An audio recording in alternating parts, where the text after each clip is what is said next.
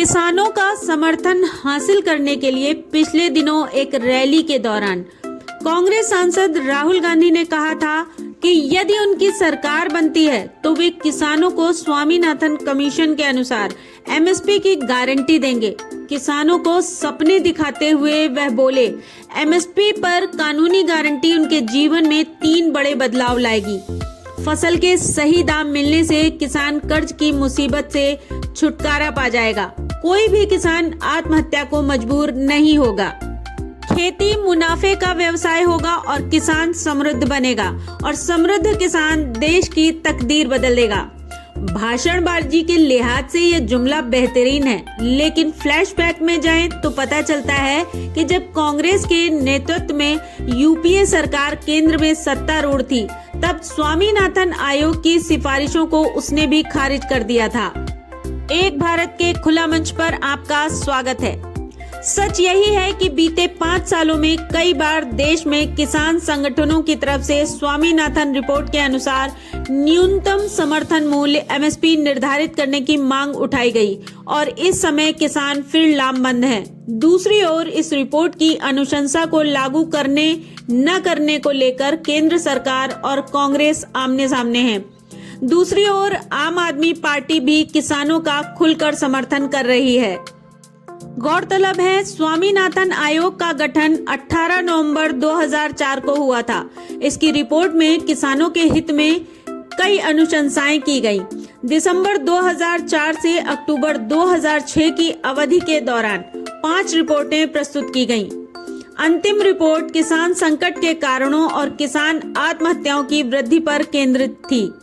इस रिपोर्ट में एक समग्र राष्ट्रीय नीति के माध्यम से किसानों के लिए कई सिफारिश की गई थी। एमएसपी को लेकर स्वामीनाथन आयोग की रिपोर्ट में कहा गया है कि सरकार को एमएसपी को उत्पादन की औसत लागत से कम 50% अधिक बढ़ाना चाहिए। इसे C2+50% फार्मूला के रूप में भी जाना जाता है। इसमें किसानों को 50% रिटर्न देने के लिए पूंजी की अनुमानित लागत और भूमि पर किराया, जिसे C2+ कहा जाता है, शामिल है। इस बीच गत दिनों हरित क्रांति के जनक स्वामीनाथन जी को भारत रत्न सम्मान से नवाजा गया, लेकिन उनकी सिफारिशों के मुद्दे पर किसान फिर संघर्ष की राह पर चल पड़े। किसान भाजपा सरकार से नाराज हैं और आंदोलनरत हैं। दूसरी ओर कांग्रेस नेता राहुल गांधी ने किसानों को आश्वासन दिया है कि जब केंद्र में उनकी सरकार बनेगी तब एमएसपी की मांग पूरी की जाएगी। वहीं वह यह भूल गए हैं कि वर्ष 2010 में जब यूपीए की सरकार थी, तब स्वामीनाथन आयोग की सिफारिशों को उसने भी खारिज कर दिया था। राज्यसभा में कृषि मंत्रालय में तत्कालीन खाद्य एवं उपभोक्ता मामले के राज्य मंत्री केवी थॉमस ने भाजपा के प्रकाश जावड़ेकर द्वारा पूछे गए सवाल के जवाब में कहा था कि ऐसा करने से एमएसपी एवं उत्पादन लागत के बीच का संतुलन बिगड़ सकता है। दूसरी ओर आम आदमी पार्टी के नेता अरविंद केजरीवाल का बयान है कि किसानों की मांग जायज है, शांतिपूर्ण प्रदर्शन करना उनका हक है। इसके विपरीत प्रदर्शन के दौरान खालिस्तान के समर्थन में नारेबाजी हो रही है। इस पर केजरीवाल खामोश हैं। अब मुद्दे की बात। प्रदर्शन कर रहे किसानों की मांग है कि उनकी सिफारिशों को केंद्र सरकार लागू करे। उनका यह प्रदर्शन भले अराजनीतिक कहा जा रहा हो, लेकिन सच यही है कि इसे कांग्रेस और आप दोनों राजनीतिक दल खुला समर्थन दे रहे हैं। इसे केंद्र में भाजपा सरकार की मुखालफत की संज्ञा दी जाए तो ज्यादा बेहतर है। स्पष्ट है कि पंजाब में आपकी सरकार है और इसी वजह से वह पंजाब के किसानों के साथ है। और गुस्ताखी माफ, कांग्रेस भाजपा विरोध की ऑक्सीजन के सहारे वेंटिलेटर पर सांसें ले रही है। सच्चाई यही है कि कांग्रेस भले ही किसानों के लिए न्यूनतम समर्थन मूल्य एमएसपी पर कानूनी गारंटी का समर्थन कर रही हो, लेकिन जब वह सत्ता में थी तो उसकी अगुवाई वाली सरकार ने फसल की लागत से 50% अधिक एमएसपी की स्वामीनाथन आयोग की रिपोर्ट को अर्थव्यवस्था और बाजार के लिए खतरनाक बताया था। 16 अप्रैल 2010 राज्यसभा में यूपीए 2 के कार्यकाल में तत्कालीन भाजपा सांसद प्रकाश जावड़ेकर ने सरकार से स्वामीनाथन आयोग और उसकी सिफारिशों की स्थिति पर सवाल पूछा। जावड़ेकर ने जानना चाहा था कि क्या यूपीए सरकार आयोग की सिफारिशों के अनुरूप किसानों को उसकी फसल लागत से 50% अधिक राशि एमएसपी के रूप में भुगतान करेगी।